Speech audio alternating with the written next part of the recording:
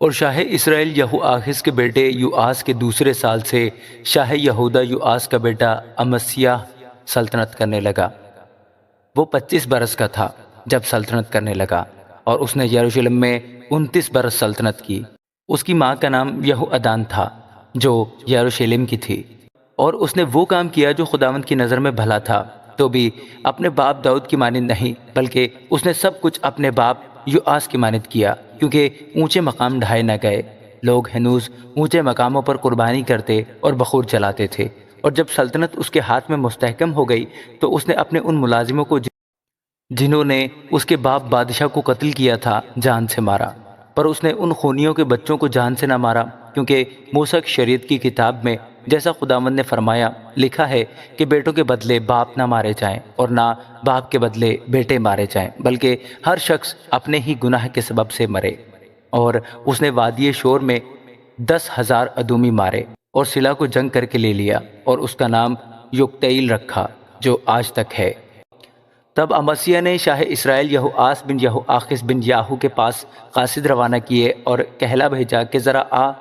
تو ہم ایک دوسرے کا مقابلہ کریں۔ اور شاہ اسرائیل یوآس نے شاہ یہودہ امسیہ کو کہلا بھیجا کہ لبنان کے اونٹ کٹارے نے لبنان کے دیودار کو پیغام بھیجا کہ اپنی بیٹی میرے بیٹے سے بیاہ دے۔ اتنے میں ایک جنگلی جانور جو لبنان میں تھا گزرا اور اونٹ کٹارے کو رونت ڈالا۔ تو نے بے شک ادم کو مارا اور تیرے دل میں غرور سما گیا ہے، سو اسی کی ڈینگ مار اور گھر ہی میں رہ۔ تو کیوں نقصان اٹھانے کو چھیڑ چھاڑ کرتا ہے، جس سے تو بھی زک اٹھائے اور تیرے ساتھ یہودہ بھی۔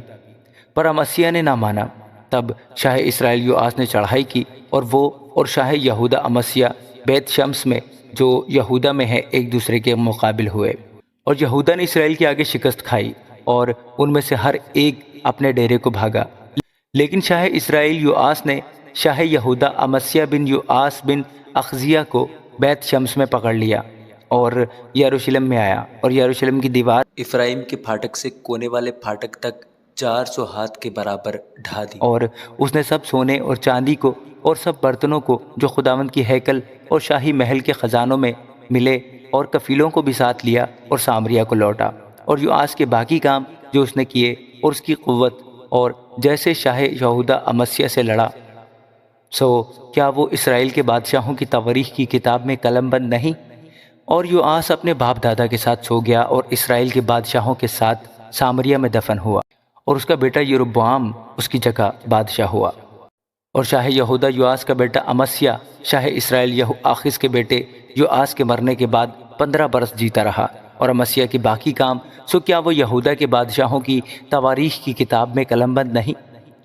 اور انہوں نے یروشلم میں اس کے خلاف سازش کی، سو وہ لکیس کو بھاگا، لیکن انہوں نے لکیس تک اس کا پیچھا کر کے وہیں اسے قتل کیا، اور وہ اسے گھوڑوں پر لے آئے، اور وہ یروشلم میں اپنے باپ دادا کے ساتھ داؤد کے شہر میں دفن ہوا۔ اور یہودہ کے سب لوگوں نے عزریہ کو جو 16 برس کا تھا اس کے باپ امسیہ کی جگہ بادشاہ بنایا، اور بادشاہ کے اپنے باپ دادا کے ساتھ سو جانے کے بعد اس نے ایلات کو بنایا اور اسے پھر یہودہ کی مملکت میں داخل کر لیا۔ اور شاہ یہودہ یوآس کے بیٹے امسیہ کے 15ویں برس سے شاہ اسرائیل یوآس کا بیٹا یروبعام سامریا میں بادشاہی کرنے لگا۔ اس نے 41 برس بادشاہی کی، اور اس نے خداوند کی نظر میں بدی کی۔ وہ نبات کے بیٹے یروبعام کے ان سب گناہوں سے جن سے اس نے اسرائیل سے گناہ کرایا باز نہ آیا، اور اس نے خداوند اسرائیل کے خدا کے اس سخن کے مطابق جو اس نے اپنے بندہ اور نبی یونا بن امتی کی معرفت جو جات ہی فرقہ تھا فرمایا تھا، اسرائیل کی حد کو حماد کے مدخل سے میدان کے دریا تک پھر پہنچا دیا، اس لیے کہ خداوند نے اسرائیل کے دکھ کو دیکھا کہ وہ بہت سخت ہے، کیونکہ نہ تو کوئی بند کیا ہوا نہ آزاد چھوٹا ہوا رہا، اور نہ کوئی اسرائیل کا مددگار تھا۔ اور خداوند نے یہ تو نہیں فرمایا تھا کہ میں روئے زمین پر سے اسرائیل کا نام مٹا دوں گا، سو اس نے ان کو یوآس کے بیٹے یروبعام کے وسیلہ سے رہائی دی۔ اور یروبعام کے باقی کام اور سب کچھ جو اس نے کیا، اور اس کی قوت، یعنی کیوں کر اس نے لڑ کر دمشق اور حماد کو جو یہودہ کے تھے اسرائیل کے لیے واپس لے لیا، سو کیا وہ اسرائیل کے بادشاہوں کی تواریخ کی کتاب میں قلم بند نہیں؟ اور یروبعام اپنے باپ دادا یعنی اسرائیل کے بادشاہوں کے ساتھ سو گیا، اور اس کا بیٹا زکریا اس کی جگہ بادشاہ ہوا۔ آمین۔